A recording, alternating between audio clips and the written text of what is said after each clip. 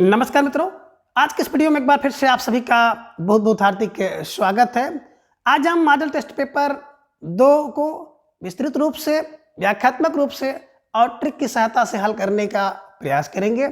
और इसके पूर्व मॉडल टेस्ट 1 को आप लोगों ने बहुत ज़्यादा पसंद किया, जिसके कारण अब मैं आपकी परीक्षा यानी कि टीजीटी पीजीटी नेट की परीक्षा जब तक नहीं हो जाती है तब तक अनवरत आप सभी के लिए मॉडल पेपर लेकर आता रहूँगा। और जब तक आपकी टीजीटी पीजीटी या नेट की परीक्षा नहीं हो जाती है तब तक आई थिंक लगभग 50 से 100 मॉडल पेपर मेरे द्वारा आप सबके लिए उपलब्ध करा दिए जाएंगे, जिससे आप सभी की तैयारी जो होगी बहुत बेहतर होगी। मित्रों, कोई भी टीचर बड़ा नहीं होता है, बल्कि उस टीचर को बड़ा बनाने वाले आप सब हैं। आप सबका प्रेम, स्नेह और विश्वास ही किसी टीचर को उस काबिल बनाता है कि वो बड़ा हो जाता है, प्रसिद्ध हो जाता है। और पढ़ाने की शैली लगभग सबकी एक जैसी होती है। वो अलग चीज़ है, किसी की शैली आपको ज़्यादा पसंद आती है, किसी की थोड़ा सा कम आती है। तो चलें, अब थोड़ा सा हम आप सबसे निवेदन करेंगे कि आप लोग थोड़ा सा विश्वास रखें, आप हमारे साथ जुड़ें और अपनी तैयारी को बेहतर से बेहतर करने का प्रयास करें। और आप लोग इधर जुड़ भी रहे हैं तेज़ी के साथ, तो थोड़ा सा और अगर आप लोग विश्वास रखेंगे तो मैं भी आप सबके लिए थोड़ा सा और अच्छा कर पाऊंगा। बात करते हैं प्रश्न संख्या 1 की। तो प्रश्न संख्या 1 है कि निम्नलिखित में से किसने वीरगाथा काल को आदि काल कहा है। प्रश्न यही है कि वीरगाथा काल को आदि काल किसने कहा है। ठीक है ना। विकल्प ए रामचंद्र शुक्ल, विकल्प बी हजारी प्रसाद द्विवेदी, विकल्प सी मिश्र बंधु और विकल्प डी इनमें से कोई नहीं। तो आपका उत्तर सही होगा कि वीरगाथा काल को आदिकाल कहने वाले विद्वान हैं हजारी प्रसाद द्विवेदी। और जब मैं आदिकाल की क्लास ले रहा था तो नामकरण वाली क्लास को मैंने ट्रिक से आपको बताया था कि जब आप गिनती गिनते हैं 1 2 3 4 5 6 हजार के बाद आप कहते हैं आदि आदि। ठीक है ना। तो आदि का मतलब ही होता है आदिकाल किसने कहा, तो हजारी प्रसाद द्विवेदी ने। इसे ऐसे ट्रिक की सहायता से आप अपने दिमाग में बैठा लें। और कोई भी परीक्षा ऐसी नहीं है, अगर हिंदी से संबंधित कोई परीक्षा है तो यहाँ से प्रश्न जरूर बनता है, खासतौर से आदिकाल के नामकरण को लेकर के कि किस विद्वान ने आदिकाल को किस नाम से संबोधित किया है। एक प्रश्न यहाँ से आता है। और दूसरा प्रश्न यहाँ से बनता है कि निम्नलिखित में से किस काल को विरोधों एवं व्यवघातों का काल कहा गया है। तो आदिकाल के नामकरण को लेकर के बहुत सारा विरोध और व्याघात था, इस कारण से आदिकाल को विरोधों एवं व्यवघातों का काल भी कहा जाता है। इसे भी ध्यान में रखिएगा। चलिए लगे हाथ हम लोग देख लेंगे किन किन विद्वानों ने वीरगाथा काल को या आदिकाल को किन किन नामों से संबोधित किया है। सबसे पहले देखेंगे चारण काल, जारी gerson ने कहा है ना, ध्यान में रख लीजिएगा। दूसरा प्रारंभिक काल मिश्र बंधु ने कहा। बीज वपन काल महावीर है ना। वीरगाथा काल आचार्य रामचंद्र शुक्ल जी ने कहा। सिद्ध सामंत काल सिद्ध राहुल संकीर्तन ने कहा। वीर काल विश्वनाथ जी ने कहा। संधि और चारण काल डॉक्टर राम कुमार वर्मा ने कहा। और आदिकाल अभी आपने देखा कि हजारी प्रसाद द्विवेदी जी ने। आधार काल की बात करें तो मोहन अवस्थी और सुमन राजे ने आदिकाल को आधार काल कहा है। और ढेर सारे विद्वानों ने आदिकाल को नामकरण को लेकर के अपने अपने मत दिए हैं। तो फिलहाल जो मुख्य है उसे आपने देखा। चलिए अगला प्रश्न जो है प्रश्न संख्या 2, निम्नलिखित में से किसका बचपन का नाम राम बोला था। आप इसे जानते हैं कि बचपन का नाम जो है राम बोला किसका था। ए कबीर, बी रामानंद, सी तुलसीदास और डी है रायदास। तो आप जान रहे हैं तुलसीदास जी को जब पैदा हुए थे ना, तो पैदा होते ही राम राम बोलने लगे थे, इस कारण से इनका नाम राम बोला पड़ गया था। ठीक है ना, इसे ध्यान में रख लीजिएगा। प्रश्न संख्या 3 है कि रामचंद्र शुक्ल ने आधुनिक काल को क्या कहा है। देखिए आधुनिक काल के नामकरण को लेकर के भी प्रश्न पूछा जा सकता है। ठीक है ना। विकल्प ए है गद्य काल, विकल्प बी है जागरण काल, विकल्प सी है पुनर्जागरण काल और विकल्प डी है इनमें से कोई नहीं। तो सही उत्तर आपका होगा कि रामचंद्र शुक्ल जी ने आधुनिक काल को गद्य काल कहा था। इसे ध्यान में रखिएगा। रामचंद्र शुक्ल ने आधुनिक काल को क्या कहा, गद्य काल कह दिया। ठीक है। चलिए प्रश्न संख्या 4 है कि कबीर के गुरु कौन थे, है ना। अब कबीर के कौन गुरु थे या कबीर के गुरु का नाम क्या था। विकल्प ए है रामानुज, विकल्प बी शंकराचार्य, विकल्प सी कृपाचार्य और विकल्प डी है रामानंद। तो सही विकल्प होगा, कबीर के गुरु का नाम था रामानंद, इसे ध्यान में रखिएगा। ठीक है। प्रश्न संख्या 5 है कि सिद्ध कवियों की प्रतीकात्मक भाषा को क्या कहा गया है? सिद्ध कवियों की प्रतीकात्मक भाषा को क्या कहा गया है? विकल्प ए खिचड़ी भाषा, विकल्प बी संध्या भाषा, विकल्प सी है उल्टी भाषा और विकल्प डी है इनमें से कोई नहीं। एक ही बात करें तो खिचड़ी कबीरदास की भाषा को पंचमेल भाषा कहा गया, खिचड़ी भाषा कहा गया है। ठीक है ना। लेकिन संत कवियों की भाषा को अगर देखा जाए तो संध्या भाषा कहा गया है। ठीक है ना। कई बार परीक्षा में पूछा गया है, तो इसको आप लोग दिमाग में बैठा लीजिएगा। ठीक है। चलिए, प्रश्न संख्या 6 है, निम्नलिखित में से कौन सा रासो ग्रंथ आल्हा खंड के नाम से लोकप्रिय हुआ? ठीक है ना। इन चारों विकल्पों में से एक ऐसा रासो ग्रंथ है जिसे आल्हखंड, जिसका आल्हखंड जो है बहुत प्रसिद्ध है और पूर्वी भारत में जो है वर्षा ऋतु में गाया जाता है, ध्यान में रखिएगा। तो विकल्प ए है बीसल देव रासो, विकल्प बी है खुमार रासो, विकल्प सी है परमाल रासो और विकल्प डी है इनमें से कोई नहीं। तो देखिए आल्हखंड जो है किस ग्रंथ का है? परमाल रासो। ठीक है, ध्यान में रखिएगा। किसका है? जगनिक का परमाल रासो, इसे ध्यान में रख लीजिएगा। ठीक है ना। तो जगनिक ने क्या लिखा? परमाल रासो लिखा और उसका एक खंड है आल्हा खंड जो कि बहुत प्रसिद्ध हुआ है, इसे ध्यान में रख लीजिएगा, जिनमें आल्हा और उदल नामक 2 वीर योद्धाओं का वर्णन किया गया है। ठीक है। प्रश्न संख्या 7 है कि संत कवियों ने नारी को किसका प्रतीक माना है? प्रश्न संख्या 7 है कि संत कवियों ने नारी को किसका प्रतीक माना है? विकल्प ए लक्ष्मी, विकल्प बी काया, विकल्प सी अज्ञान का और विकल्प डी माया का। तो देखिए संत हैं और संत कवि अगर नारी को प्रतीक मानेंगे तो डी इज राइट आंसर, माया का प्रतीक माने हैं। ठीक है ना, इसे ध्यान में रखिएगा। प्रश्न संख्या 8 है कि कृष्ण भक्त कवियों में किसे वात्सल रस का सम्राट कहा जाता है ना। यानी कि कृष्ण भक्त का कवि हो और उसे वात्सल रस का सम्राट कहा जाता है, ऐसा कौन सा कवि है? विकल्प ए सूरदास, विकल्प बी नंददास, विकल्प सी है परमानंद दास और विकल्प डी है चतुर्भुज दास। तो सही उत्तर होगा, इसे सब लोग जान रहे हैं, कौन है? सूरदास है। ठीक है ना। और आचार्य रामचंद्र शुक्ल जी ने भी इनके बारे में कहा है कि सूरदास जी ने क्या किया है कि वात्सल रस का कोना कोना झांक आए हैं। ठीक है ना। किसने कहा है? आचार्य रामचंद्र शुक्ल जी ने कहा है। किसके लिए कहा है? सूरदास जी के लिए कहा है। ठीक है। प्रश्न संख्या 9 है, रचना और उसकी भाषा में कौन सा विषम संयोजन है? यानी कि एक रचना ऐसी है जिसकी भाषा जो है सुमेलित नहीं है। पहला है पद्मावत, विकल्प ए पद्मावत अवधि, विकल्प बी रामचरित ब्रजभाषा, विकल्प सी विनय पत्रिका ब्रज और डी है सूरसागर ब्रज। तो देखें आप बहुत अच्छी तरह से जान रहे हैं कि पद्मावत अवधि भाषा में है, विनय पत्रिका ब्रज भाषा में है और सूरसागर ब्रज भाषा में है, लेकिन रामचरितमानस ब्रज भाषा में नहीं है बल्कि अवधि भाषा में लिखा गया है।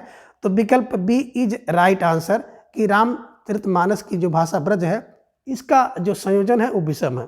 ठीक है। चलिए अगला प्रश्न संख्या 10 है, निम्नलिखित कथनों पर विचार कीजिए और नीचे दिए गए संकेत में सही विकल्प चुनिए। ठीक है ना। पहले प्रश्न को ध्यान से आपको पढ़ना है, इसके बाद इस पे आधारित जो प्रश्न का उत्तर है उसे आपको देना है। ठीक है। विकल्प ये है, एक है कि रीतकाल ब्रज भाषा का स्वर्ण काल है। तो बिल्कुल रीतकाल की बात की जाए तो ब्रज भाषा का स्वर्ण काल है। ठीक है।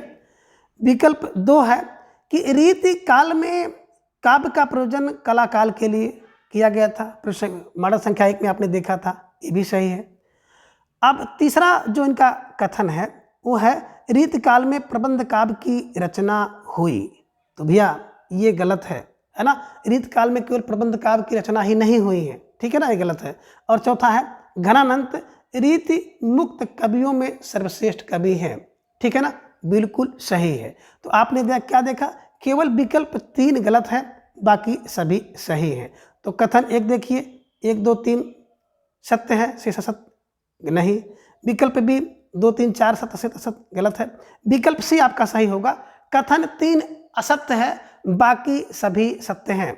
ठीक है ना। इसे ध्यान में रखिएगा कि रीतकाल में प्रबंध काव्य की रचना नहीं होती थी, केवल यही गलत है, बाकी सब सही है। ठीक है। चलिए प्रश्न संख्या 11 है, निम्नलिखित में से कौन भारतेंदु पूर्व लेखकों में नहीं है?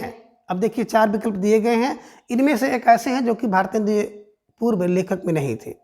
विकल्प ए है सदल मिश्र, विकल्प बी है लल्लू लाल, विकल्प सी है इंसा अल्लाह खां और विकल्प डी है देवकी नंदन खत्री। तो बात करें देवकी नंदन खत्री जो है भारतेंदु पूर्व के लेखकों में नहीं थे, इनका जो है बाद में है, भारतेंदु के बाद के लेखक हैं, ठीक है ना। अब थोड़ा सा सदल मिश्र की बात करें तो सदल का एक ग्रंथ आपने देखा होगा नाचकेतोपाख्यान, ठीक है ना, जिसमें नाचकेता के जीवन का वर्णन किया गया है। लल्लू लाल की बात करें तो लल्लू लाल को आप जान रहे हैं, लल्लू टाइप के लोग प्रेम करते हैं, प्रेम सागर आगरा के थे, ठीक है ना। इंसा अल्लाह खां की बात करें तो इंसा अल्लाह खां रानी केती की कहानी लिखते हैं, है ना, लखनऊ में आ गए थे, पहले दिल्ली में थे, बाद में लखनऊ आ गए थे, ठीक है ना। सदल और लल्लू ये दो ऐसे आप देख पा रहे हैं, है ना, विद्वान थे जो कि फोर्ट विलियम कॉलेज में जिनकी नियुक्ति हुई थी, ठीक है ना, भाषा के मुंशी पद के रूप में इनकी नियुक्ति हुई थी, सदल और लल्लू लाल की। तो मेरे कहने का मतलब यह है कि इनसे संबंधित ढेर सारे प्रश्न बनते हैं और परीक्षा में पूछे जाते हैं। तो खास तौर से सदल मिश्र, लल्लू लाल, इंसा अल्लाह खां, है ना, इनकी रचनाओं को देख लीजिएगा और कौन कहाँ से था। ये देखिए बिहार आरा के सदल मिश्र थे, इंसा अल्लाह खां दिल्ली से लखनऊ आए थे, लल्लू लाल आगरा के थे और इनके ग्रंथ जो हैं, है ना, जैसे प्रेम सागर है, नाचकेतोपाख्यान है ना, रानी केती की कहानी है। तो ये सब चीज़ जो है आप बिल्कुल ध्यान से देख लीजिएगा, इससे संबंधित प्रश्न परीक्षा में पूछा जाता है। तो मेरा जो आपको मॉडल पेपर हल कराने का उद्देश्य यही है कि प्रश्न कहाँ कहाँ से और कैसे कैसे बनते हैं उसको भी आप लोग देखा करिए, ठीक है। चलिए अब अगला प्रश्न संख्या 12 है कि रचना और उसके काव्य रूप में कौन विषम संयोजन है, यानी कि कोई रचना है और उसका संयोजन जो है विषम हो गया है। विकल्प ए है महाप्रस्थान खंड काव्य, निशा निमंत्रण गीत नाट्य, रामचरितमानस महाकाव्य और सतसई मुक्तक काव्य। तो सबसे पहले इन विकल्पों को ध्यान में रखिए कि महाप्रस्थान एक खंड काव्य है, निशा निमंत्रण गीत नाट्य नहीं बल्कि एक काव्य संग्रह है, आप कह सकते हैं खंड काव्य है, ठीक है ना। तो काव्य है, निशा निमंत्रण एक काव्य है, गीत नाट्य नहीं है। विकल्प बी सही होगा, ठीक है ना, निशा निमंत्रण गीत नाट्य नहीं है, यही विषम संयोजन है, बाकी सब सही है, ठीक है, इसे ध्यान में रख लीजिएगा। प्रश्न संख्या 13 है भारतेंदु युग की समय सीमा है। अब भारतेंदु युग की समय सीमा विकल्प ए 1857 1900 ईस्वी, 1850 से 1900 ईस्वी, विकल्प सी 1857 से 1910 ईस्वी और विकल्प डी है 1850 से लेकर के 1920 ईस्वी तक। तो सही विकल्प आपका होगा विकल्प ए इज राइट आंसर। क्या है कि सन 1857 से 1900 ईस्वी तक के काल को भारतीय युग के नाम से जाना गया है और अभी आपका फटाफट फास्ट रिवीजन वाली क्लास में हमने आपको बताया था, ठीक है ना। चलें प्रश्न संख्या 14 है कि परमात्मा की छाया आत्मा में पड़ने लगती है और आत्मा की छाया परमात्मा में, वही छायावाद है। यह परिभाषा किसने दी है या यह परिभाषा किसकी है? ए महादेव वर्मा, बी जयशंकर प्रसाद, सी राम कुमार वर्मा और चौथा डॉक्टर नागेंद्र। तो देखिए आत्मा की छाया परमात्मा पर और परमात्मा की छाया आत्मा पर पड़े तो ऐसा कहने वाले कौन हो सकते हैं? ऐसा कहने वाले है ना राम कुमार वर्मा, यानी कि विकल्प सी इज राइट आंसर, ठीक है ना। दिमाग में रख दीजिएगा आत्मा परमात्मा, परमात्मा की आत्मा, आत्मा परमात्मा राम, राम में यानी कि राम कुमार वर्मा में। महादेवी ने क्या कहा है? महादेवी ने तत्व प्रकृति को कहा है, तत्व प्रकृति देवी वर्मा, है ना। और प्रकृति प्रसाद की वेदना, वेदना मिल जाएगी वेदना में इन्होंने कहा है। तो आप इन सभी विद्वानों के जो इनके द्वारा दी गई छायावाद की परिभाषा उसे जाके देख लीजिएगा, ठीक है। प्रश्न संख्या 15 है कामायनी के प्रथम सर्ग का क्या नाम है? देखिए हमने ट्रिक से बताया भी और चर्चा भी वहाँ पे किया था कि प्रश्न बहुत पूछा जाता है। विकल्प ए श्रद्धा, विकल्प बी चिंता, विकल्प सी लज्जा और विकल्प डी आशा। तो पहला क्या है? कामायनी का पहला सर्ग है चिंता, ध्यान में रखिएगा। और चिंता की बात करते हैं, देखो ट्रिक से एक बार फिर दिमाग में रखिएगा। सबसे पहले चिंता होगी, पहला चिंता, दूसरी आशा होगी, बिल्कुल आशा, तीसरी श्रद्धा होगी, श्रद्धा होगी, चौथा काम होगा, पांचवा वासना। अगर कहीं 5 साल से आप रह रहे हैं तो वासना, वासना माने वहाँ पे वासी हो गए, वासना हो गया। छठा क्या होगा? छिछी, छिछी लज्जा आती है, छिछी छिछी करते हैं। 7 कर्म करिए, 7वां कर्म हो गया। 8 लोग ईर्षालु होते हैं, 8वां ईर्षा हो गया। 9 ईड़ा, ईड़ा 9, ईड़ा 9, ईड़ा 9। 10 स्वप्न, 10 में 10 आ जाए, स्वप्न करते हैं। 11 संघर्ष, एक के बीच में संघर्ष होता है, 11 संघर्ष। 12 निर्वेद, 12 दोबारा निर्वेद करिए, निवेदन करिए। 13 दर्शन, 13 में 13वां भाग दर्शन का है। 14 रहस्य होता है और 15 आनंद है। तो इस प्रकार से जो कामायनी है वो कामायनी की 15 सर्ग आप आसानी से याद कर सकते हैं। और बात करें कामायनी, तो कामायनी रचना किसकी है? जयशंकर प्रसाद जी की है। कब लिखी गई थी? 1935 में लिखी गई थी, है ना। और मिट्टी में बताया था कि कामना करती है क्या?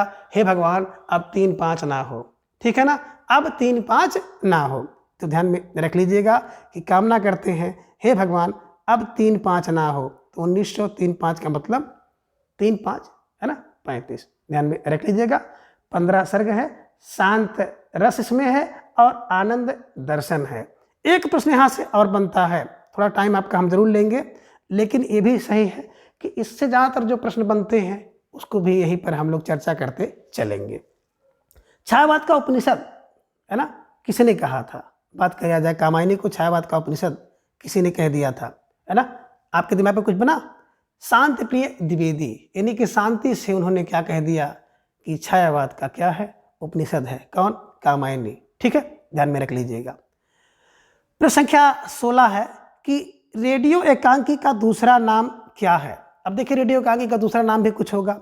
विकल्प ए आकाशवाणी एकांकी, विकल्प बी फ्रीक्वेंसी, विकल्प सी ध्वनि एकांकी और विकल्प डी है श्रव्य एकांकी। तो आपका जो सही विकल्प होगा विकल्प डी इज राइट आंसर, कि जो रेडियो एकांकी है, रेडियो एकांकी का दूसरा नाम होगा श्रव्य एकांकी, ठीक है। अब प्रश्न संख्या 17 है, अंधेर नगरी नाटक के रचनाकार, बिल्कुल हलवा प्रश्न है, इसको सब लोग कर ले जाएंगे, ठीक है ना। तो अंधेर नगरी नाटक का रचनाकार कौन है? विकल्प ए भारतेंदु, विकल्प बी अंबिका दत्त व्यास, विकल्प सी बालमुकुंद और विकल्प डी इनमें से कोई नहीं। तो अंधेर नगरी आप लोग जान रहे हैं कि इसके जो रचनाकार हैं भारतेंदु हरिश्चंद्र है। कब लिखा गया? 1981 में। हमने कहा था ना कि अंधेर नगरी एक सी होती है और कैसा है? एक प्रहसन टाइप का है, इसे भी ध्यान में रखिएगा। और इसमें 6 दृश्य हैं, ठीक है। चलिए प्रश्न संख्या 18 है कि तिलस्म और अयारी उपन्यास लेखन में किसका नाम प्रसिद्ध है? देखिए मित्रों, बात करें तिलस्म और अयारी लेखन में कौन प्रसिद्ध है? तो विकल्प ए वृंदावन लाल वर्मा, विकल्प बी गोपाल दास गहमरी, विकल्प सी है देवकी नंदन खत्री और विकल्प डी है किशोरी लाल गोस्वामी।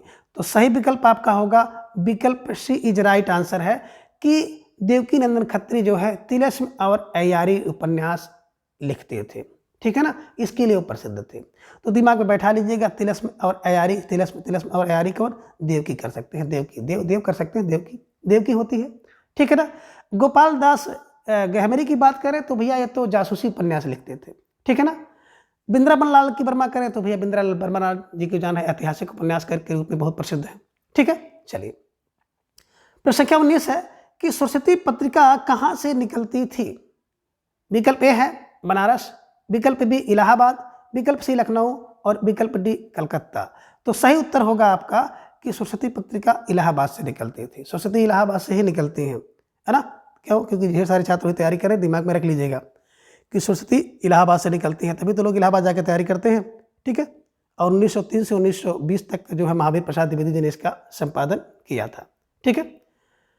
प्रश्न संख्या 20 है कि सरदार पूर्ण सिंह किस प्रकार के निबंध लेखक हैं? देखिए सरदार पूर्ण सिंह का एक नाम और है अध्यापक पूर्ण सिंह, ठीक है ना। तो सरदार पूर्ण सिंह हो या अध्यापक पूर्ण सिंह हो, किस प्रकार के निबंधकार थे या किस प्रकार के निबंधकार के रूप में प्रसिद्ध हैं? वर्णनात्मक, समीक्षात्मक, ललित निबंध और भावपूर्ण। तो ध्यान में रखिएगा कि सरदार, है ना, पूर्ण सिंह किस प्रकार के निबंध लिखने के लिए प्रसिद्ध थे। तो आपका जो उत्तर होगा डी होगा, डी इज राइट आंसर। क्या? कि भावपूर्ण निबंध लिखने के लिए प्रसिद्ध थे। और सरदार पूर्ण या अध्यापक पूर्ण सिंह की बात की जाए तो इन्होंने केवल और केवल 6 निबंध लिखा है। पहला आचरण की सभ्यता इन्होंने लिखा, दूसरा मजदूरी और प्रेम लिखा है, तीसरा इन्होंने लिखा है सच्ची वीरता, चौथा पवित्रता, पांचवा कन्यादान और छठा है अमेरिका का मस्त योगी वाल्ट हिटमैन, ठीक है ना। ये 6 केवल और केवल 6 निबंध लिख करके बहुत प्रसिद्ध हो गए थे, ठीक है ना, सरदार पूर्ण या अध्यापक पूर्ण सिंह जी, ठीक है। आप प्रश्न संख्या 21 है, निम्नलिखित में कौन शुक्ल युग के निबंधकार नहीं है? विकल्प ए रामचंद्र शुक्ल, विकल्प बी श्याम सुंदर दास, विकल्प सी विद्यानिवास मिश्र और विकल्प डी पद्मलाल पुन्नालाल बख्शी। तो देखें, अगर मोटा मोटा आप देखेंगे तो जो सी विद्यानिवास मिश्र हैं वो शुक्ल युग के निबंधकार नहीं है, इसे ध्यान में रख लीजिएगा। तो सही उत्तर होगा विद्यानिवास मिश्र, विकल्प सी इज राइट आंसर। ठीक है।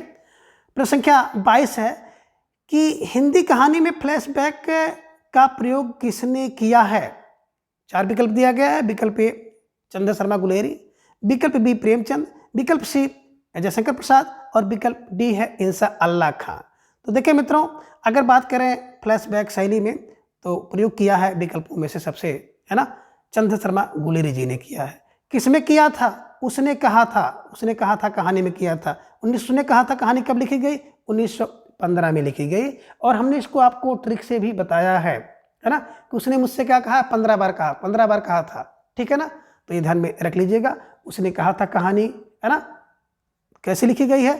फ्लैशबैक में लिखी है। किसने लिखी है? चंद्र शर्मा गुलेरी जी ने लिखी है। और चंद्र शर्मा गुलेरी जी की बात करें तो उन्होंने 3 बड़ी प्रसिद्ध कहानियां लिखी हैं। सुखमय जीवन, दूसरा है बुद्धू का कांटा और तीसरा है उसने कहा था, है ना, 1915 में, जिसे अभी आपने देखा कि फ्लैशबैक पद्धति पे लिखी गई है। ठीक है। प्रश्न संख्या 23 है कि तीसरी कसम कहानी के लेखक कौन है। विकल्प ए कमलेश्वर, बी अमरकांत, सी फणीश्वर नाथ रेणु और डी प्रेमचंद।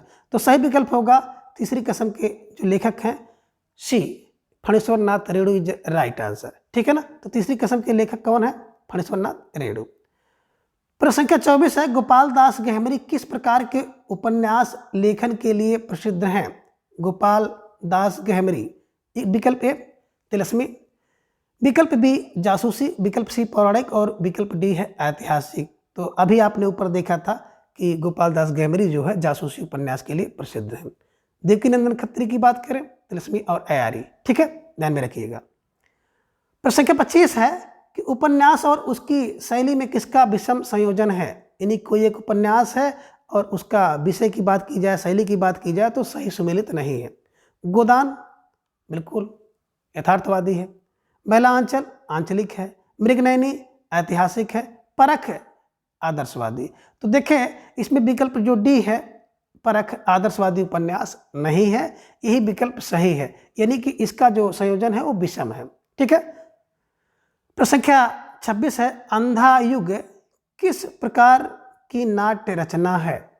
विकल्प ए गीत नाट्य, विकल्प बी प्रहसन, विकल्प सी नित्य नाट्य और विकल्प डी है रूपक। तो अंधा युग की बात करें तो अंधा युग किसका है?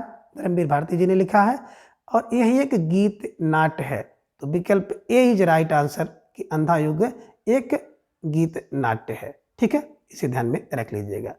अब प्रश्न संख्या 27 हम लोग देखेंगे कि प्रश्न संख्या 27 में क्या पूछा गया है। प्रश्न संख्या 27 है कि मेरा परिवार किसकी रचना है। विकल्प ए बनारसी दास, विकल्प बी महादेव वर्मा, विकल्प सी उग्र और विकल्प डी है कन्हैया लाल मिश्र। तो मेरा परिवार की बात करते हैं तो मेरा परिवार महादेव वर्मा जी की रचना है, इसे ध्यान में रख लीजिएगा। ठीक है। प्रश्न संख्या 28 है कब वचन सुधा क्या है, यानी कौन सी विधा है। विकल्प ए काव्य संग्रह, विकल्प बी कवियों का इतिहास, विकल्प सी पत्रिका और विकल्प डी है नाटक। तो ध्यान में रखिएगा जो कब वचन सुधा है एक पत्रिका है, इसे भारतेंद्र हरित जी ने 1968 ईस्वी में प्रकाशित करना शुरू किया था। ठीक है ना, तो पत्रिका 1968 से प्रकाशित होती थी। किसने? भारतेंद्र हरिचंद जी ने। ठीक है। प्रश्न संख्या 29 है अपनी खबर आत्मकथा के लेखक कौन है। विकल्प ए निराला, विकल्प बी रामविलास शर्मा, विकल्प सी यशपाल और विकल्प डी है पांडे बेचन शर्मा उग्र। तो देखिए इसको हमने ट्रिक से बताया है कि अपनी खबर अगर कोई व्यक्ति क्या हो, अपनी खबर किसी की ना पूछी जाए तो व्यक्ति क्या हो जाएगा? उग्र हो जाएगा। उग्र फार पांडे बेचन शर्मा उग्र। ठीक है ना। और ये भी देखे होंगे कि अपनी खबर अगर हम लोग सुनते हैं गलत सलत ना तो हम लोग उग्र हो जाते हैं। कौन कहा, किसने कहा। ठीक है ना, तो अपनी खबर सुनकर कौन? पांडे बेचन शर्मा उग्र हो जाते हैं। ठीक है, इसे ध्यान में रख लीजिएगा और इसी से आप इसको याद कर लीजिएगा। ठीक है। प्रश्न संख्या 30 है आगे का पूरा नाम क्या है। विकल्प ए सच्चिदानंद हीरानंद बासन, विकल्प बी सच्चिदानंद बासन, विकल्प सी हिरन बासन और डी है सच्चिदानंद हीरानंद अगेय। तो आपका जो सही जवाब होगा वो विकल्प ए होगा। ए इज राइट आंसर, सच्चिदानंद हीरानंद बादशाह इनका पूरा नाम था। आगे इनको उपाधि दी गई थी, इसे ध्यान में रख लीजिएगा। ठीक है। प्रश्न संख्या 31 है कि अबला जीवन हाय तुम्हारी यही कहानी, आंचल में है दूध और आंखों में पानी, इस पंक्ति के लेखक कौन है? विकल्प ए जयशंकर प्रसाद, विकल्प बी मैथिली शरण गुप्त, विकल्प सी महादेव वर्मा और विकल्प डी है सुभद्रा कुमारी चौहान। देखिए बड़े मिलते जुलते नाम जो है विकल्प के रूप में दिया गया है, लेकिन सही विकल्प क्या है कि अबला जीवन हाय तुम्हारी यही कहानी, इसके पंक्ति के लेखक हैं मैथिली शरण गुप्त। देखिए जब कोई अबला हो, उसके जीवन की करुण कहानी हो, तो कहाँ जाएगी? मैथिली की शरण में जाएगी, मिथिला की शरण में जाएगी। बस ऐसे दिमाग में रख लीजिएगा, आसानी से याद हो जाएगा। कवि और उनकी पंक्ति वाली क्लास में हमने इसको की सहायता से कराया है। ठीक है। अब प्रश्न संख्या 32 है, कलाधर उपनाम से ब्रजभाषा में काव्य रचना करने वाले प्रसिद्ध छायावादी कवि हैं। देखिए कलाधर उपनाम अभी इसके पूर्व लोग चर्चा किए थे, ठीक है ना, 2020 वाले में। क्या है? विकल्प ए है सुमित्रानंद पंत, विकल्प बी मुकुटधर पांडे, विकल्प सी जयशंकर प्रसाद और विकल्प डी है निराला। तो देखिए कलाधर उपनाम से है ना कौन ब्रजभाषा में कविता करते थे? तो प्रसाद जी करते थे, यानी कि जयशंकर प्रसाद। विकल्प सी इज राइट आंसर। ठीक है ना, विकल्प सी इसका सही उत्तर होगा। प्रश्न संख्या 33 है कि हिंदी की उत्पत्ति किस अपभ्रंश से हुई? ध्यान में रखिएगा, हिंदी की उत्पत्ति किस अपभ्रंश से हुई? ए मागधी अपभ्रंश, बी अर्धमागधी अपभ्रंश, सी पैसाची अपभ्रंश और डी है सौर सेनी अपभ्रंश।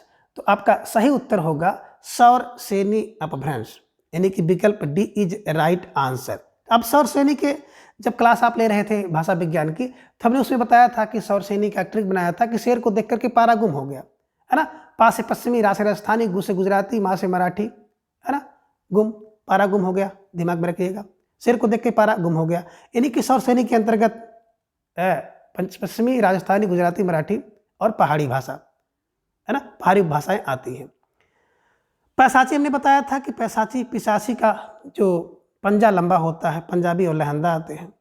अर्धमागधी एक ट्रिक हमने बताया था, है ना, अर्धमागधी, आधा गधई, आधा गधई हमने बताया था कौन? पूर्वी लोग होते हैं, पूर्वी भाषा, और पूर्वी भाषा में एबीसी अवधी बघेली छत्तीसगढ़ी।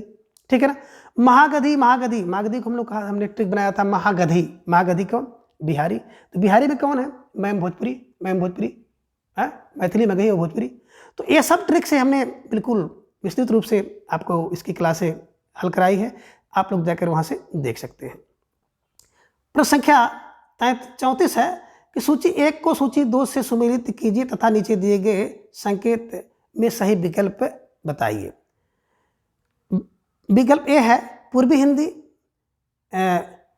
पश्चिमी हिंदी, बिहारी और डी है राजस्थानी। तो देखिए आसान सा क्वेश्चन है, इसे आप ढंग से फट से मिला लेंगे। पूर्वी अवधी, पश्चिमी खड़ी बोली, बिहारी है ना मैथिली, राजस्थानी मालवी। तो देख लीजिए जहाँ पे पूर्वी का चौथा मिल जाए, बस देखिए बी का चौथा मिल गया, यानी कि विकल्प बी इज राइट आंसर। इसे आप आसानी से मिला लीजिएगा। ठीक है। इस प्रकार से प्रश्न इन दिनों आपकी परीक्षा में बहुतायत पूछे जा रहे हैं।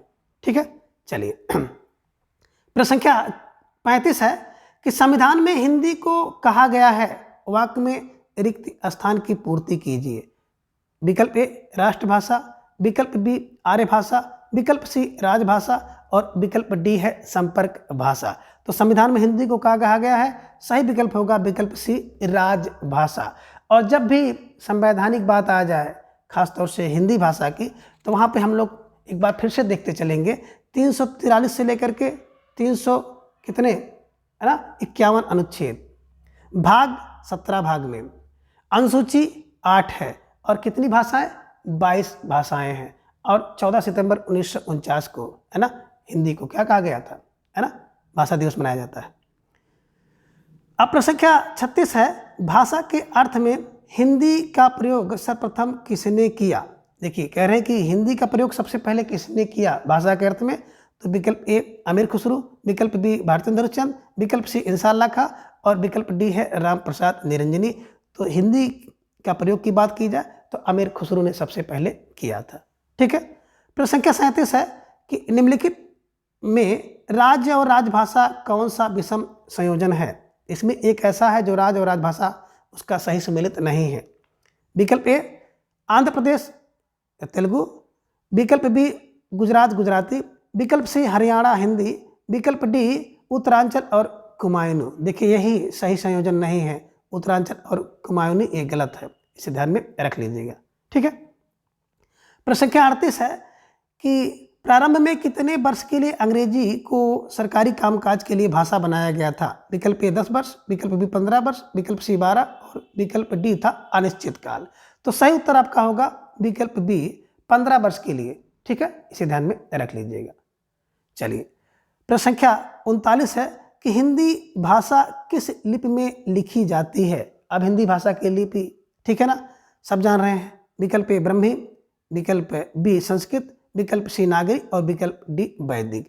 तो हिंदी भाषा की जो लिपि है वो देवनागरी लिपि है, इसे भी ध्यान में आप लोग रख लीजिएगा। और देवनागरी में अन्य भाषाएं भी लिखी जाती हैं। हमने एक ट्रिक बताया था, देवनागरी सामने है, सा से संस्कृत, माँ से मराठी, ना से नेपाली, 3 ये हो गया और चौथा आप हिंदी देख रहे हैं। तो 4 ऐसी भाषाएं हैं जो कि देवनागरी लिपि में लिखी जाती हैं। ठीक है। अब प्रश्न संख्या 40 है, निज भाषा उन्नति है सब उन्नत को मूल, उक्ति किसकी है? विकल्प ए जगन्नाथ दास रत्नाकर, विकल्प बी मधुसूदन गुप्त, विकल्प सी प्रताप नारायण मिश्र और विकल्प डी है भारतेंदु हरिश्चंद्र। तो विकल्प डी इज राइट आंसर कि निज भाषा उन्नति है, इस पंक्ति को भारतेंदु हरिश्चंद्र जी ने, है ना, कहा था। प्रश्न संख्या 41 है कि निम्नलिखित में से किसने अलंकार को काव्य की आत्मा माना है? विकल्प ए भरत मुनि, विकल्प बी भामा, विकल्प सी दंडी और विकल्प डी केशव। देखिए आत्मा माना नहीं है ना, आत्मा नहीं बल्कि आत्मा नहीं माना है। ध्यान में देखिए, अलंकार को काव्य की आत्मा नहीं माना है। थोड़ा ध्यान से पढ़िएगा, अगर नहीं छूट जाएगा तो बिल्कुल क्वेश्चन का विकल्प ही गलत हो जाएगा। ठीक है ना। तो नहीं मानने वाले कौन हैं? केवल ये विकल्प ए, यानी कि भरत मुनि ने अलंकार को काव्य की आत्मा नहीं माना, बल्कि इन्होंने रस को काव्य की आत्मा माना है। बाकी सभी ने जो है ना, अलंकार को काव्य की आत्मा माना है। प्रश्न संख्या 42 है, निम्नलिखित में कौन सा काव्य गुण है? विकल्प ए ओज, विकल्प बी माधुर, विकल्प सी प्रसाद। उपयुक्त तीनों काव्य गुण हैं। ओज वीर रस के अंतर्गत आता है, माधुर श्रृंगार के और प्रसाद सभी के अंतर्गत आता है। तो इसे ध्यान में रख लीजिएगा। ठीक है। अब प्रश्न संख्या 43 है, इसे ध्यान में रखिए। क्या है कि निम्नलिखित में खंड काव्य की कौन सी विशेषता नहीं है? एक विशेषता ऐसी है जो खंड काव्य के अंतर्गत नहीं आती है। ए जीवन के किसी एक पक्ष का चित्रण होता है, बिल्कुल सही है। विकल्प बी किसी एक रस की प्रमुखता होती है, ये भी सही है। विकल्प सी है नायक का जीवन चरित्र वर्णन होता है, ये विकल्प गलत है। और विकल्प डी है रूप आकार में सीमित होना। तो देखिए तीनों विकल्प सही हैं, केवल और केवल विकल्प सी जो है ये गलत है, ये विशेषता नहीं है। बाकी ए बी और डी ये तीनों विकल्प सही हैं। ठीक है। प्रश्न संख्या 44 है, रस और उसके अस्थायी भाव में कौन सा विषम युग्म है? यानी कि 4 विकल्प में से एक रस और उसका अस्थायी भाव सही नहीं है। विकल्प ए हास्य रस, हास्य अस्थायी भाव। विकल्प बी अद्भुत रस, और देखिए भय यहाँ पे दिया है, यही अशुद्ध है, विकल्प बी गलत है। बाकी रौद्र रस है ना, रौद्र रस, रौद्र अस्थायी भाव है ना, रौद्र रस, क्रोध, विभिष्ट, जुगुप्सा। तो विकल्प बी जो है अद्भुत रस का अस्थायी भाव जो होता है क्या होता है? विस्मय होता है।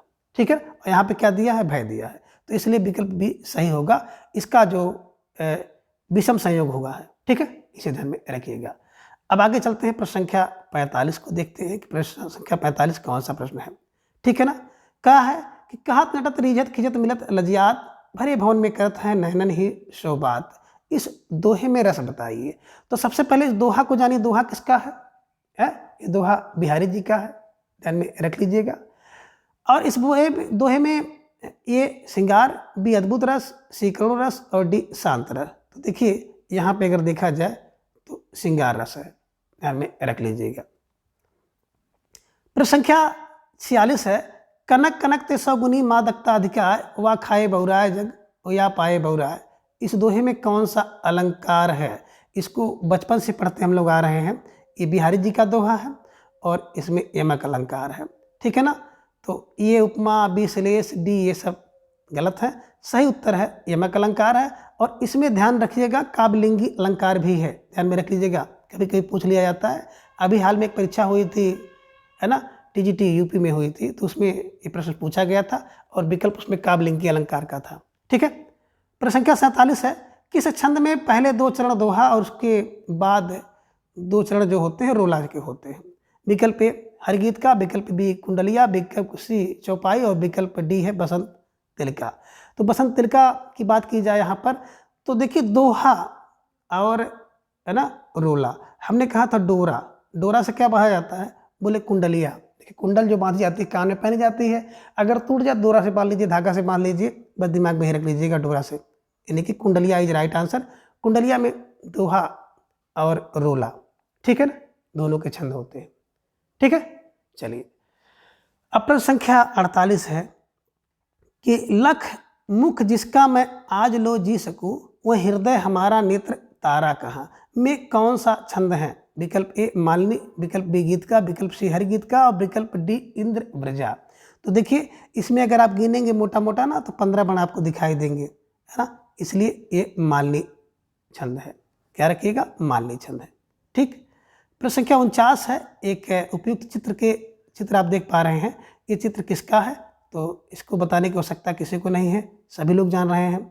ए जयशंकर प्रसाद, बी प्रेमचंद, श्री रामचंद्र शुक्ल और डी है बालकृष्ण भट्ट। तो इसको सब लोग देख रहे हैं कि मुंशी प्रेमचंद जी का ये चित्र है। ठीक है। प्रश्न संख्या 50 है कि शब्द किसे कहते हैं?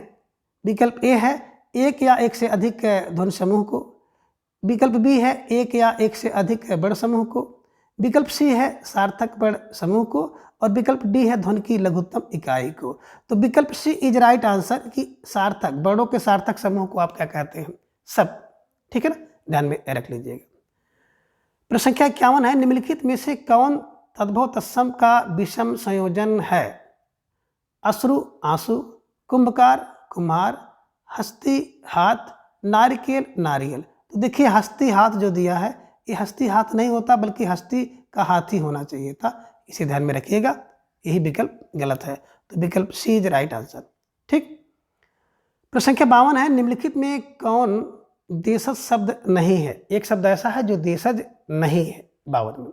तो देखिए लोटा आसपास, विकल्प सी सुनार और विकल्प डी गड़बड़। तो देखिए विकल्प ए लोटा, विकल्प बी आसपास, विकल्प सी सुनार और विकल्प डी गड़बड़, है ना। तो देखिए लोटा आसपास और गड़बड़ ये देशज शब्द हैं, बल्कि सुनार जो है ये देशज शब्द नहीं है। तो विकल्प सी इज राइट आंसर होगा कि सुनार। ठीक है। प्रश्न संख्या 53 है, निम्नलिखित में कौन योग रूढ़ शब्द है? योग और रूढ़ है। ठीक है ना। देखिए एक शब्द होता है रूढ़, दूसरा यौगिक और तीसरा योग रूढ़ होता है। तो ब्रह्म, विकल्प ए ब्रह्म, विकल्प बी लंबोदर, विकल्प सी असुर और विकल्प डी आवास। तो बात करें इसमें योग रूढ़ की, यानी कि जो रूढ़ हो जाता है ना, इसके कई अर्थ होते हैं लेकिन एक अर्थ इसका रूढ़ हो जाता है, उसी को माना जाता है। जैसे लंबोदर, यानी कि जितने भी बहुब्रीहि समास के पद हैं वो सब जो है इसके अंतर्गत आते हैं। तो लंबोदर, लंब है उधर जिसका वह अर्थात लंबोदर किसके लिए रूढ़ हो गया है? तो गणेश जी के लिए रूढ़ हो गया है। ठीक है ना। लंबोदर का बहुत अर्थ होता है कि जितने भी लोग लंबे उदर वाले हैं सबको लंबोदर कहा जा सकता है, लेकिन ये रूढ़ हो गया है किसके लिए? केवल और केवल गणेश जी के लिए रूढ़ हो गया। ठीक है। प्रश्न संख्या 54 है कि अंग्रेज किस भाषा का शब्द है? अंग्रेज, विकल्प ए फ्रेंच, विकल्प बी अंग्रेजी, विकल्प सी लैटिन और विकल्प डी है जर्मन। तो सही विकल्प होगा कि अंग्रेज जो है फ्रेंच भाषा का शब्द है, इसे ध्यान में रख लीजिएगा। अगला है प्रश्न संख्या 55 कि बड़ भाषा के होते हैं, इस कथन में रिक्त स्थान की पूर्ति के लिए सही शब्द चुनिए। अब बड़ भाषा के क्या होते हैं, दिमाग में रखिएगा। विकल्प ए है प्रहरी, विकल्प बी है ध्वनि चिन्ह, विकल्प सी है शब्द और विकल्प डी है प्रतीक। तो दिमाग में रखिएगा कि जो बड़ होते हैं भाषा के ध्वनि चिन्ह होते हैं, यानी कि विकल्प बी इज राइट आंसर। ठीक है, इसे ध्यान में रख लीजिएगा। और लिखित चिन्ह होता है, ध्यान में रखिएगा। प्रश्न संख्या 56 है, मुझसे यह काम ना हो सकेगा में कौन सा कारक है? विकल्प ए संप्रदान, विकल्प बी अपादान, विकल्प सी संबंध और विकल्प डी है करण। तो देखिए मुझसे यह काम ना हो सकेगा, मुझसे है ना, यानी कि विकल्प डी करण कारक है। ठीक है, चलिए प्रश्न संख्या 57 है, निम्नलिखित में से किस शब्द का बहुवचन नहीं बनता है? विकल्प ए कथा, विकल्प बी बहन, विकल्प सी पिता और विकल्प डी लता। तो ध्यान में रख लीजिएगा, कथा का कथाओं बनता है, कथाएं बनती, बहन का बहनों बनती, लता का लताओं बनता है, पिता का पिताओं नहीं बनता है। और आप इसको व्यवहारिक जीवन में भी रख लीजिएगा कि पिता किसी के बहुवचन नहीं होते हैं, कई पिता हो जाएं, ठीक है ना। माता तो कभी कभी हो जाती हैं, लेकिन पिता नहीं होते हैं। तो ध्यान में रख लीजिएगा, पिता का बहुवचन नहीं होता है, ठीक है। चलिए, प्रश्न संख्या 58 है कि मित्र की भाववाचक संज्ञा है। अब देखिए, इसमें मित्र की भाववाचक संज्ञा क्या है? विकल्प ए मैत्री, विकल्प बी मित्रता, विकल्प सी मैत्रीय और विकल्प डी इनमें से कोई नहीं। तो देखिए, मित्र से बनता है मित्रता, ठीक है ना। तो क्या होगा? भाववाचक संज्ञा होगा मित्रता, ठीक है। प्रश्न संख्या 59 है, कोयल शब्द में कौन सी संज्ञा है? विकल्प ए जातिवाचक, विकल्प बी है पदार्थवाचक, विकल्प सी है व्यक्तिवाचक और विकल्प डी है गुणवाचक, ठीक है ना। और ये दो प्रश्न अभी आपने जो मित्र की मित्रता वाला और कोयल वाला, अभी कल की जो क्लास संज्ञा वाली थी उसमें आप देखेंगे डॉक्टर वासुदेव नंदन जी की बुक से संबंधित जो उदाहरण है हूबहू यही आ गए हैं, ठीक है ना। तो कोयल के बारे में विकल्प ये सही होगा कि जातिवाचक संज्ञा है, ठीक है। इसे ध्यान में रखिएगा, कोयल क्या है? एक जातिवाचक संज्ञा है, ठीक। चलिए, प्रश्न संख्या 60 है कि तिगुना चौगुना शब्द में कौन सा विशेषण है? विकल्प ए क्रमवाचक, विकल्प बी गणनावाचक, विकल्प सी है आवृत्तिवाचक और विकल्प डी है इनमें से कोई नहीं। तो देखिए, तिगुना चौगुना की बात आ रही है ना, 3 गुना 4 गुना हो रहा है, यानी कि आवृत्तिवाचक। तो विकल्प सी इज राइट आंसर। क्या होगा? आवृत्तिवाचक, ठीक है। विकल्प प्रश्न संख्या 60 है कि विशेषण प्रयोग की दृष्टि से कौन सा वाक्य शुद्ध है ना। विशेषण प्रयोग की दृष्टि से कौन सा वाक्य शुद्ध है? तो विकल्प ए मैंने 3 गाय खरीदी, विकल्प बी उसके 5 लड़की है, विकल्प सी है हर एक गाय दूध नहीं देती, हर एक गाय दूध नहीं देती और विकल्प डी है अनेक छात्र हिंदी नहीं जानते। तो देखिए, ये सब गलत हैं। ए में देखेंगे है ना, 3 गाय खरीदी नहीं खरीदे, 5 लड़कियां है ना, ये सब। तो विकल्प अगर देखा जाए डी, तो अनेक छात्र हिंदी नहीं जानते, यही सही है, ठीक है। चलिए, अब प्रश्न संख्या 62 देखिए, कौन सा प्रश्न है? निम्नलिखित में कौन सा शब्द पुल्लिंग नहीं है? 62 में देखिए, एक शब्द पुल्लिंग नहीं है। ए ब्रज, बी भगदड़, सी बसंत और डी है सींग। तो आपका जो सही विकल्प होगा विकल्प बी भगदड़। भगदड़ जो है पुल्लिंग शब्द नहीं है बल्कि स्त्रीलिंग शब्द है, ठीक है। चलिए, प्रश्न संख्या 63 है कि आस्तिक का विलोम क्या होगा? आस्तिक का विलोम ए अनीश्वरवादी, बी होता है अंधविश्वासी, सी है नास्तिक और डी है रूढ़वादी। तो देखिए, आस्तिक का विलोम आप जान रहे हैं नास्तिक होता है। तो विकल्प सी इज राइट आंसर, ठीक है। प्रश्न संख्या 64 है कि निम्नलिखित में कौन सा शब्द अश्व का पर्यायवाची नहीं है? तो अश्व का पर्यायवाची कौन नहीं है? देखिए, विकल्प ए घटक, विकल्प बी जो है तुरग, विकल्प सी है सैंधव और विकल्प डी है। तो देखिए, तुरग नहीं बल्कि तुरंग होता है, इसे दिमाग में रख लीजिएगा। बाकी ये घोटक होता है। तो अश्व के पर्यायवाची बाकी सब सही है, तुरग नहीं होता है, तुरंग होता है, ठीक है।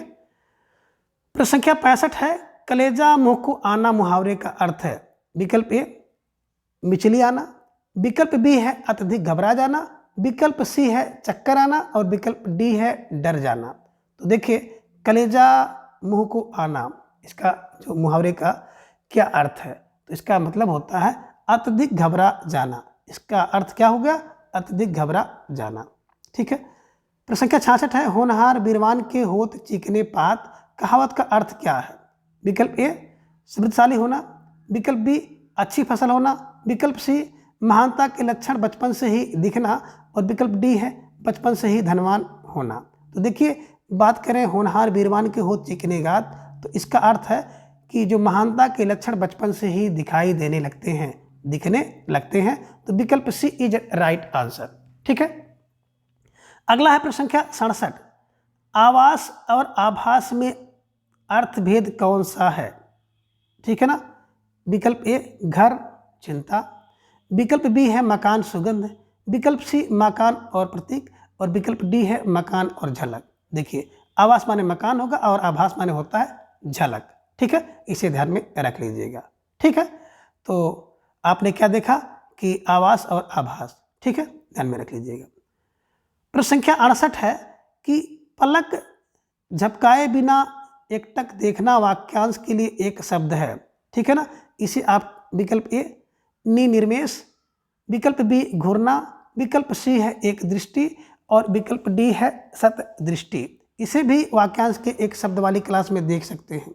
ठीक है ना, क्या होता है निनिर्मेष, निनिर्मेष यानी कि इसे आप कह सकते हैं एकटक, इसे कहा जाता है आपलक। ठीक है ना, बिना पलक गिराए कोई देख रहा हो।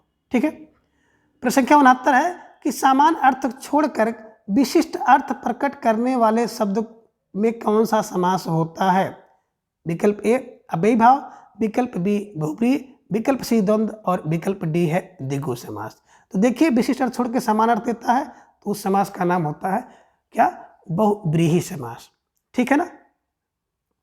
प्रश्न संख्या 70 है चिड़ी मार शब्द में कौन सा समास है।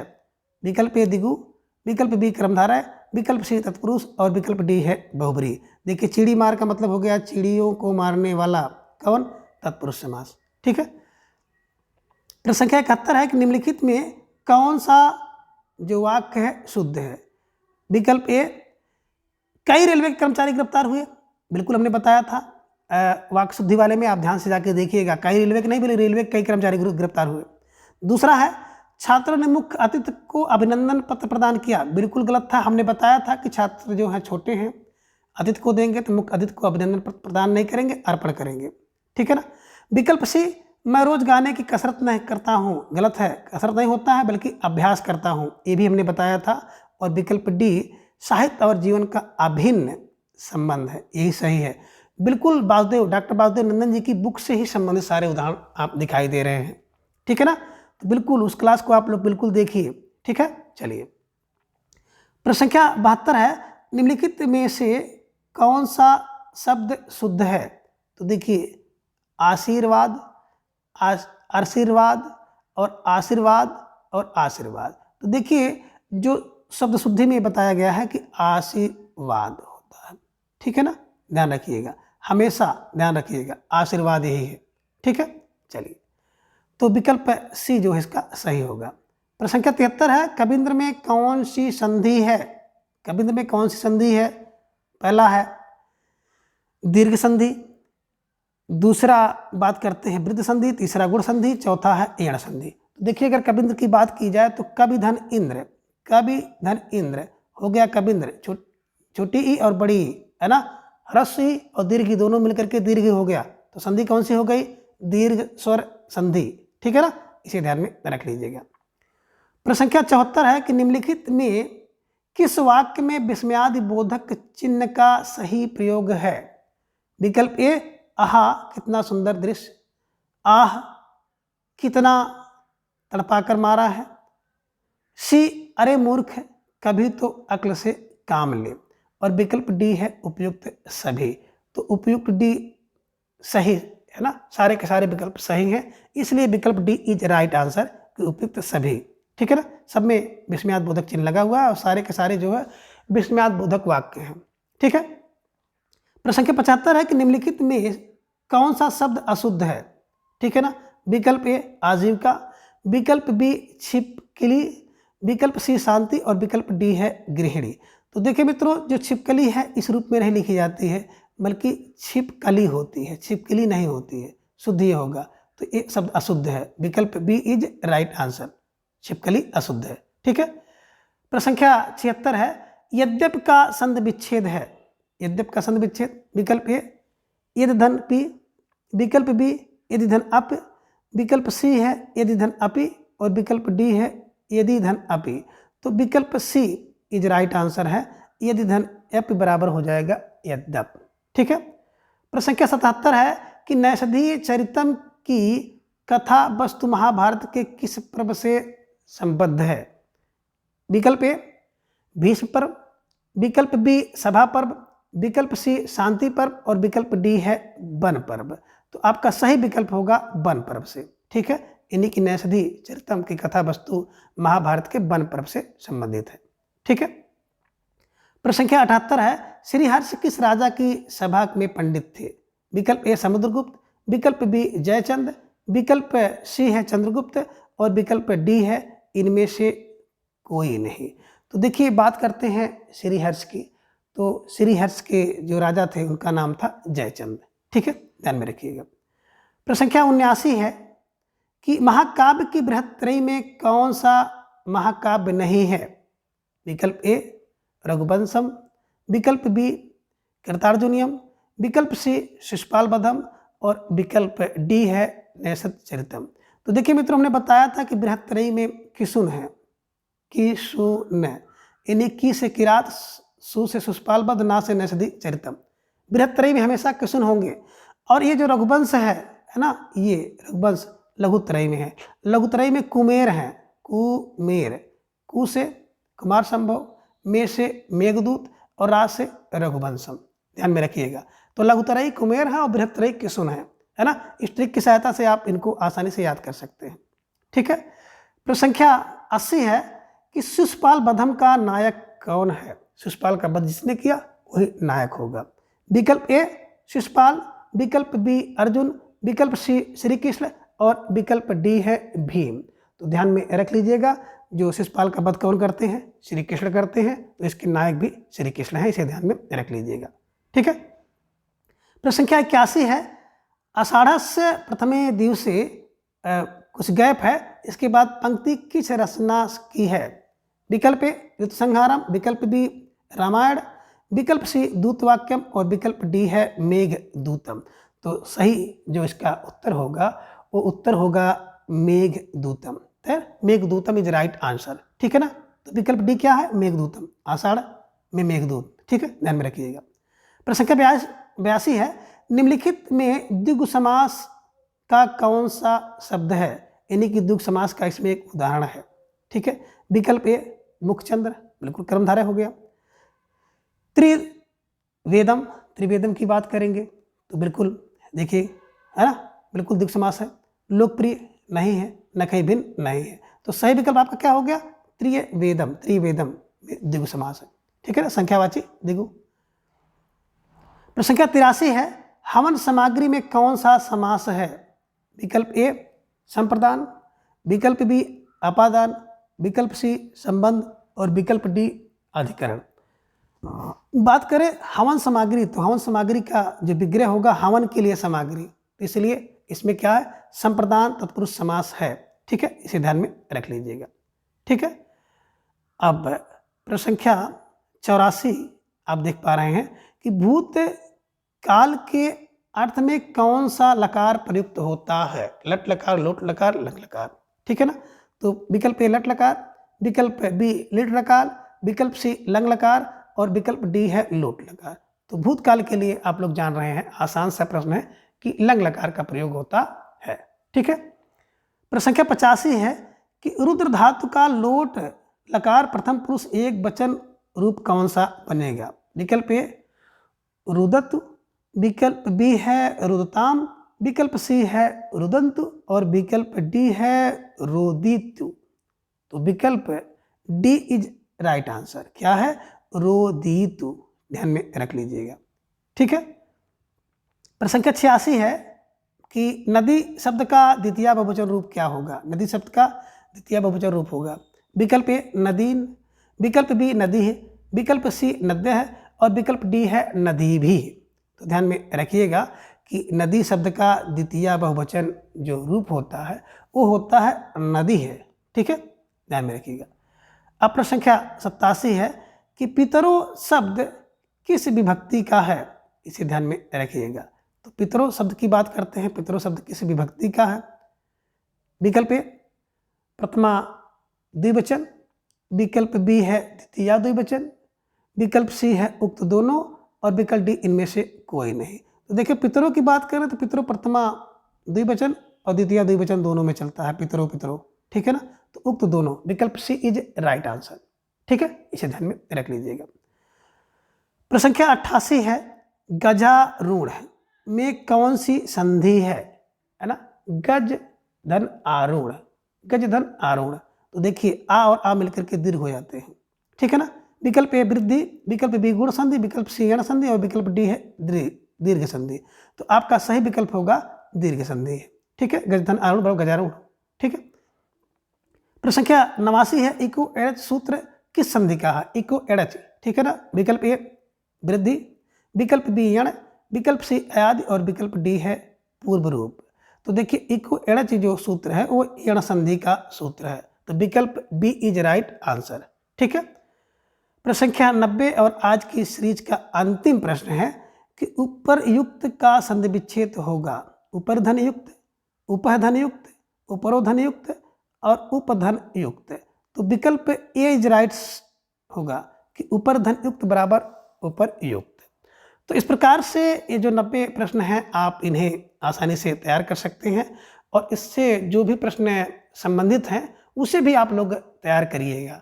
तो आशा करते हैं कि इस वीडियो से आप लोगों को बहुत लाभ पहुंचा होगा और अगर आपको लाभ पहुंच रहा है तो चैनल को सब्सक्राइब करके आप हमारे साथ जुड़ें और अपनी तैयारी को बूस्ट करें। तो आज की इस वीडियो में बस इतना।